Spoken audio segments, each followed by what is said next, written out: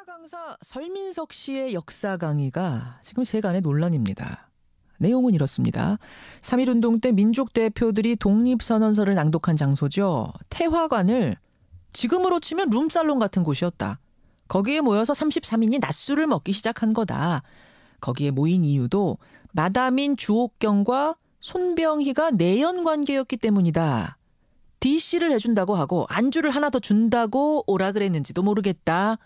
이런 강의를 한 겁니다. 민족대표 33인의 대다수가 3.1운동 이후에 변절했다는 내용도 덧붙였는데요. 후손들이 지금 단단히 화가 났습니다. 민족대표 33인 가운데 손병희 선생의 외손자죠. 33인 유족회 정유원 회장 직접 만나보겠습니다. 정 회장님 안녕하세요. 네, 안녕하세요. 이번 논란이 지금도 진행 중인데 여러 가지 생각이 유족들 드시겠어요?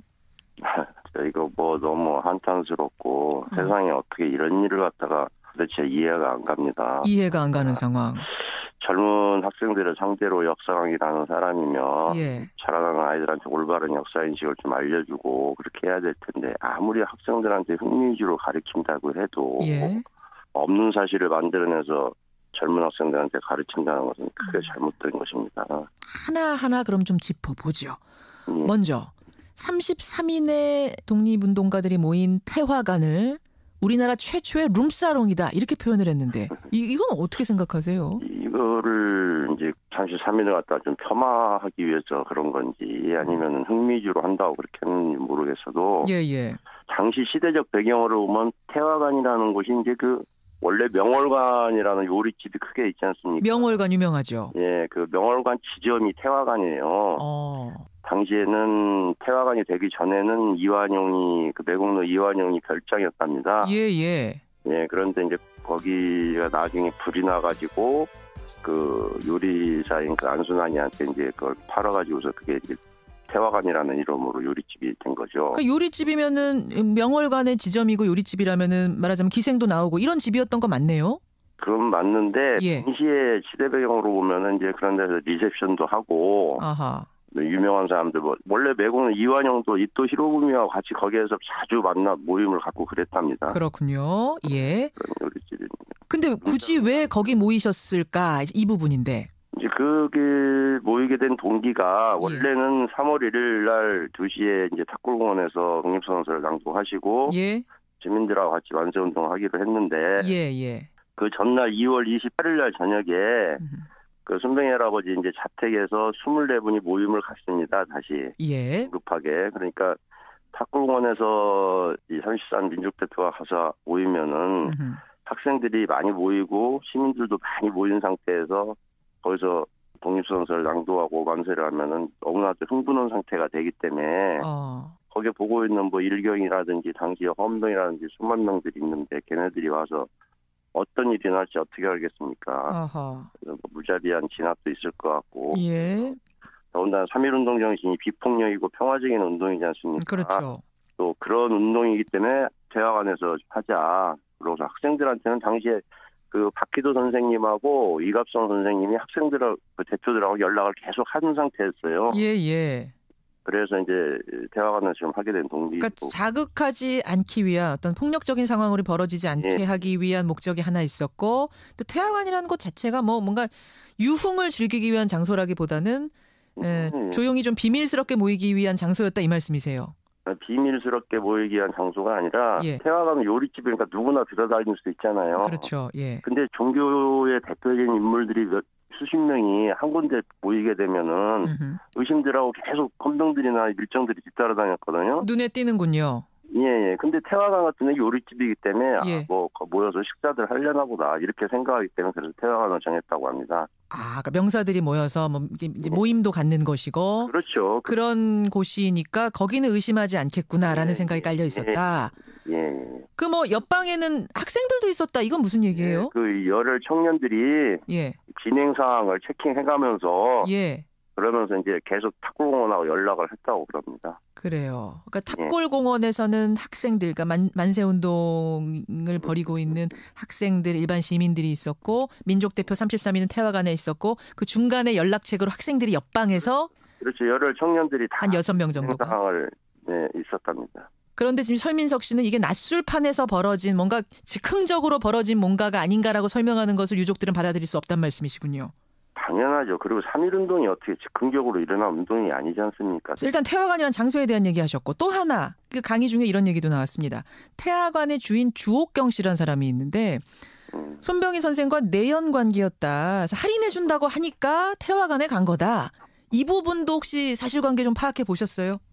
파악이 아니고 주옥경 할머니는 예. 제가 어렸을 때도 우이동에 계시면은 제가 고등학교 때까지도 살아 계셨고 1982년도에 들어가셨어요. 아 그래요? 많이 만나 보신 분이에요? 아 당연히 어려서 할머니 밑에서 다 끄고 세배드리고 다 그랬죠. 지금 주옥경 할머니라고 말씀하시네요? 그렇죠. 이제 주옥경 할머니는 예. 1913년도에 이미 그 손병희 선생님 그 세 번째 부인으로 들어오십니다. 1913년 그러면은 19년도에가 3월 1일이니까 19년 그 전부터? 그러니까 그 전부터 이미 다 있었고 제가 그 가족 사진을 찍은 것도 제가 가지고 있어요. 아 그래요? 그러면은 이 3.1 만세운동 벌어질 때 태화관의 주인이 놀러와라 했다는 건 사실관계 자체가 틀리단 말씀이네요. 그건 말도 안 되는 얘기고요. 제가 지금도 이렇게 이거 말만 나오고 막 속이 이렇게 떨리는데 그 할머니는 더군다나 또 그 나중에 천도교 여성의 초대 회장이셨어요. 예. 독립운동을 가장 앞장서서 하셨던 분이에요. 예. 나이 23살에 그 손병희 선생님한테 감흥을 받아가지고 나중에는 옥살이 할 때도 앞에 가서 뒷바라지 다 하시고 하셨던 분을 이렇게 무슨 뭐 마담이라는 말 자체는 나쁜 말은 아니죠. 예. 하지만은 우리가 흔히 술집 마담이다 하면은 뭔가 좀 훌륭하신 분들을 갖다가 그렇게 폄하 발언한다는 것은 그 옛날에 그 조선 총독 마지막 총독으로 있던 아베 노부유키라는 놈이 있어요. 예. 그 사람이 가면서 우리 일본은 비록 전쟁에 져서 총이나 대포는 놓고 가지만 그것보다 더 무서운 너희들한테 조선의 식민사관을 심어놓고 간다. 그러니까 너희들은 향후 100년 동안 서로 헐뜯고 이간질하고 이렇게 살 것이다. 너희 같은 삶을 살 것이다. 이러고 무서운 말을 남기고 갔거든요. 예. 식민사관의 뿌리예요. 저는 제 개인적으로 그렇게 생각을 안 할 수가 없어요. 그런 생각까지 드세요. 아니 그러면 주옥경 선생이 태화관 요리집을 운영하셨던 건 맞습니까? 아니죠. 그것 자체도 틀려요? 예. 그 옛날에 기생을 조선시대 때 보면 이제 그 세 가지 분류로 합니다. 1패, 2패, 3패 이렇게 하는데 1패 기생이라는 분은 평양 기생학교를 정식적으로 수료를 하시고 예. 시나 뭐 이런 서화에 능해가지고서 고관 대작들이라든지 좀 배우신 분들하고요. 서로 이렇게 운문도 띄우고 운자도 띄우고 나눌 수 있는 그런 학식이 많으신 분들 갖다 1패 기생이라고 하고요. 그러니까 기생이라는 의미가 지금의 이제 술집 접대부와는 좀 다른 의미였죠. 예전에 완전히 기생이. 틀리죠. 완전히 틀리죠. 그래서 할머니는 1패 그 기생 갖다서 평양학교 수료하셨고 그런 부분은 계셨어요. 그러기 때문에 이 사람들이 이제 그 기생이라는 말을 갖다가 지금의 무슨 술집 접대부 이렇게 표현을 하는데 그건 잘못됐다고 생각합니다. 알겠습니다. 태화관을 운영한 것도 아니고 사실관계 자체가 지금 틀렸단 말씀. 예. 또 하나는 태화관에서 33인이 독립선언서를 낭독한 후에 더 저항을 했어야 되는데 하지 않고 자발적으로 일본 경무 총관부에게 연락을 해서 투옥이 됐다. 이것도 문제다라는 지적을 했습니다. 이 부분은 어떻게 보세요? 그걸 자수라고 표현을 했는데 예. 그건 자수가 아니고요. 그 태화관에서 이제 독립선언서를 낭독하시고 예. 정식으로 대한민국 독립선언을 갖다가 일본 총관부에다가 연락을 한 거예요. 통보를 한 겁니다. 통보를. 그렇게 또 나와요. 사료에 보면은. 아, 통보를 한 거예요. 공식적으로. 우리 이런 걸 했다. 그렇죠. 자주민을 선언하노라. 예. 통보를 하고 와서 너희들 관용차가 와서 예. 우리들 데리고 가라. 이렇게 얘기가 된 거죠. 그렇군요. 그러니까 33인이 조용히 그거 읽고 나면은 일본이 모르는 거고 세상이 모르는 거니까 말하자면 세상에 공식화를 시켰다 이런 말씀? 예, 또 관용차를 타고 가시면서도 예. 그 독립선언서를 막 차 밖으로 뿌리시고 그렇게 가시고 도얀독립 만세 부르셨다는 그런 말씀도 있으세요. 그 33인 중에 상당수가 나중에 변절했다. 이건 어떻습니까? 말이라는 것은 대부분이라는 것은 3분지 이상으로 보통 받아들이잖아요. 그렇죠. 근데 여기 변절하신 분이 있습니다. 1940년대 그때는 있죠. 패말에 어떻게 해서 변절하신 분은 박희도 선생님하고 최린 선생님하고 정춘 선생님 세 분이에요. 근데 세 분을 갖다 변절한 건 뭐 분명히 역사적인 사실인데 예. 이걸 갖다 민족대표 33년들 대부분 변절했다. 심하게 또 표현하는데도 뭐 한용운 선생 하나만 않고 다 변절했다. 이런 말이 안 되는 얘기죠. 있을 수가 없는 일이에요. 예, 그러니까 지금 사실 역사라는 거는 해석을 좀 다양하게 할 수는 있습니다. 해석의 여지는 있지만 당연합니다. 이 경우는 그 도를 넘어섰다라고 보시는 거예요. 그렇죠. 논란이 있자 이제 설민석 씨가 해명을 했습니다. 그날의 사건, 그러니까 3.1운동, 3.1 만세운동이 있었던 그날 사건 자체에 대한 견해일 뿐이지 이게 민족대표 33인이 했던 모든 업적을 폄훼하려는 의도는 없다. 상처받으신 분들께 깊은 사과의 말을 전한다. 이런 일종의 성명서를 냈는데 어떻게 생각하세요? 내기 전에요. 예. 저희가 이거 모두 한국사라는 책을 나온 걸 보고 발견을 하고 예. 회사에다 전화를 했죠. 그랬더니 그 A4 용지 2장 정도로 팩스를 보내왔어요. 예, 지금 제가 말씀드린 이 내용이 담긴. 예.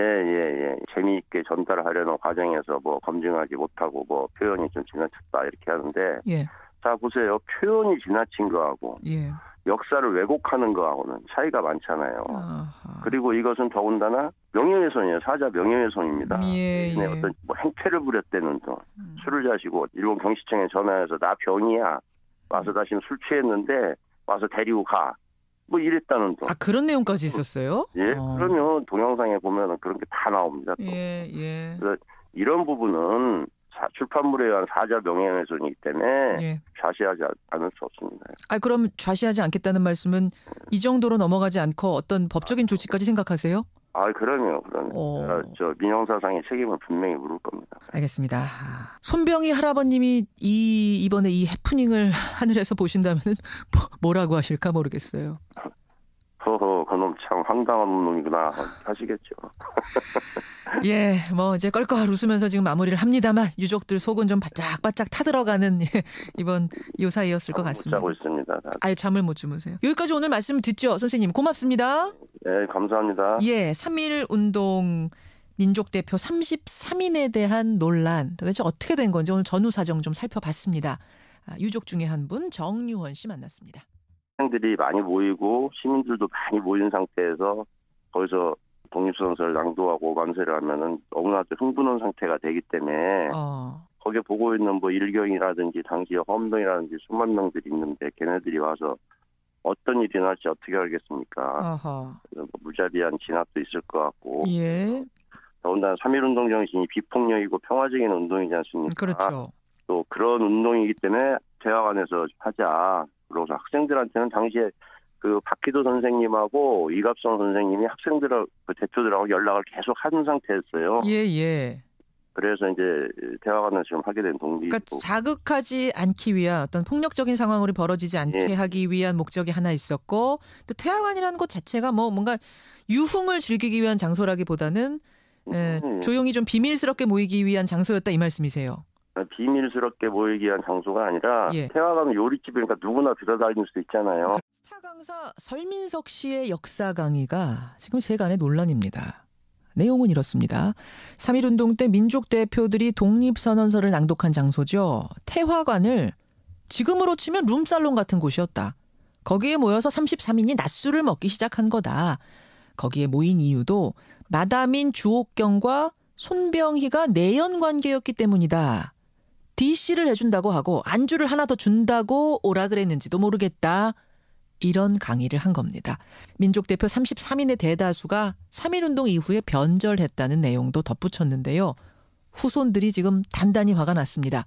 민족대표 33인 가운데 손병희 선생의 외손자죠. 33인 유족회 정유원 회장 직접 만나보겠습니다. 정 회장님 안녕하세요. 네, 안녕하세요. 이번 논란이 지금도 진행 중인데 뭐 여러 가지 생각이 유족들 드시겠어요? 이거 뭐 너무 한탄스럽고 세상에 어떻게 이런 일을 갖다가 거기가 나중에 불이 나가지고 그 요리사인 그 안순환이한테 이제 그걸 팔아가지고서 그게 이제 태화관이라는 이름으로 요리집이 된 거죠. 그 요리집이면은 명월관의 지점이고 요리집이라면은 말하자면 기생도 나오고 이런 집이었던 거 맞네요. 그건 맞는데 당시에 시대 배경으로 보면은 이제 그런 데서 리셉션도 하고. 유명한 사람들 뭐 원래 매국노 이완영도 이토 히로부미와 같이 거기에서 자주 만나 모임을 갖고 그랬답니다. 그렇군요. 예. 근데 굳이 왜 거기 모이셨을까 이 부분인데. 이제 그게 모이게 된 동기가 원래는 3월 1일 날 2시에 이제 탁골공원에서 독립선언서를 낭독하시고 주민들하고 같이 만세운동을 하기로 했는데 그 전날 2월 28일 날 저녁에 그 손병희 할아버지 이제 자택에서 24분이 모임을 갖습니다. 다시 예. 급하게. 그러니까 탁구공원에서 이 30산 민족대표가 가서 모이면은 학생들 제 이해가 안 갑니다. 이해가 안 가는 상황. 젊은 학생들을 상대로 역사강의라는 사람이며 예. 자라나는 아이들한테 올바른 역사인식을 좀 알려주고 그렇게 해야 될 텐데 아무리 학생들한테 흥미 위주로 가르친다고 해도 예. 없는 사실을 만들어내서 젊은 학생들한테 가르친다는 것은 크게 잘못된 것입니다. 하나하나 그럼 좀 짚어보죠. 예. 먼저 33인의 독립운동가들이 모인 태화관을 우리나라 최초의 룸사롱이다 이렇게 표현을 했는데 이건 어떻게 생각하세요? 이거를 이제 33인을 갖다 좀 폄하하기 위해서 그런 건지 아니면 흥미주로 한다고 그렇게 했는지 모르겠어도 예예. 당시 시대적 배경으로 보면 태화관이라는 곳이 이제 그 원래 명월관이라는 요리집이 크게 있지 않습니까? 명월관 유명하죠. 예, 그 명월관 지점이 태화관이에요. 당시에는 태화관이 되기 전에는 이완용이 그 매국노 이완용이 별장이었답니다. 예예. 예, 그런데 이제 그렇죠. 예. 근데 종교의 대표적인 인물들이 수십 명이 한 군데 모이게 되면은 의심들하고 계속 헌병들이나 밀정들이 뒤따라다녔거든요. 눈에 띄는군요. 예. 근데 태화관 같은 데 요리집이기 때문에 예. 모여서 식사들 하려나 보다 이렇게 생각하기 때문에 그래서 태화관을 정했다고 합니다. 그러니까 명사들이 모여서 이제 모임도 갖는 것이고 그렇죠. 그런 곳이니까 거기는 의심하지 않겠구나라는 생각이 깔려 있었다. 예. 그 뭐 옆방에는 학생들도 있었다. 이건 무슨 얘기예요? 예, 그 열혈 청년들이 예. 진행 상황을 체킹해가면서 예. 그러면서 이제 계속 탁구공원하고 연락을 했다고 그럽니다. 그래요. 그러니까 탑골공원에서는 학생들, 그러니까 만세운동을 벌이고 있는 학생들, 일반 시민들이 있었고 민족대표 33인은 태화관에 있었고 그 중간에 연락책으로 학생들이 옆방에서 그렇죠. 열혈 청년들이 다 한 6명 정도가 상황을 있었답니다. 그런데 지금 설민석 씨는 이게 낮술판에서 벌어진 뭔가 즉흥적으로 벌어진